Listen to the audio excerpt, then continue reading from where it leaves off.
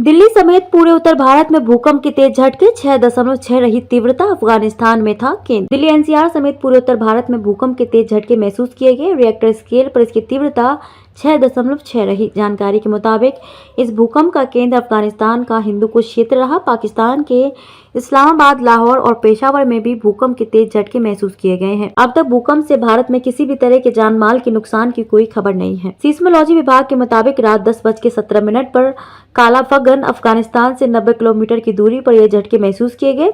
तस्वीरें नोएडा के high-rise society से आ रही है, जिनमें कि देखा जा सकता है कि लोग घरों से निकलकर पार्क में आ गए। भूकंप इतना तेज था कि लोग काफी डर गए थे। उत्तराखंड के उत्तरकाशी में भूकंप के हल्के झटके महसूस किए गए। इसके अलावा चमोली, उत्तरकाशी के गंगा घाटी, यमुना घाटी, मसूरी, पंजाब के मोगा, बठिंडा, मानसा, पठानकोट, उत्तर प्रदेश के मुरादाबाद, सहारनपुर, शामली और जयपुर में भूकंप के झटके महसूस किए गए। भूकंप के दौरान जितना हो सके सुरक्षित रहें। ध्यान रखें कि कुछ भूकंप वास्तव में भूकंप से पहले के झटके होते हैं और बड़ा भूकंप कुछ देर में आ सकता है। अपनी हलचल एकदम कम कर दें और नजदीकी सुरक्षित स्थान तक पहुंचे। तब तक घर के अंदर रहें जब तक कि भूकंप बंद न हो जाए और आप सुनिश्चित हो कि बाहर निकलना सुरक्षित है। अगर घर के अंदर हो, जमीन पर लेट जाएं। एक मजबूत टेबल या फर्नीचर के अन्य टुकड़े के नीचे बैठकर खुद को कवर कर लें।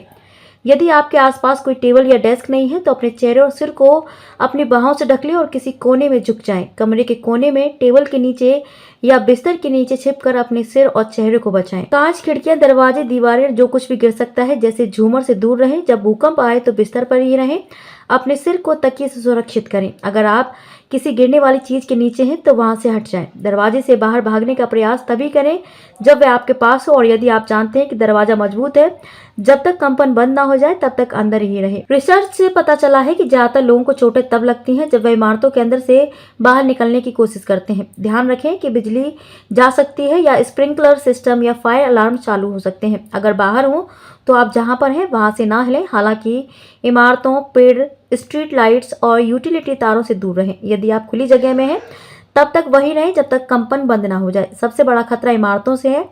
अधिकांश मौकों पर दीवारों के गिरने, कांच के उड़ने और वस्तुओं के गिरने से चोट लगती है।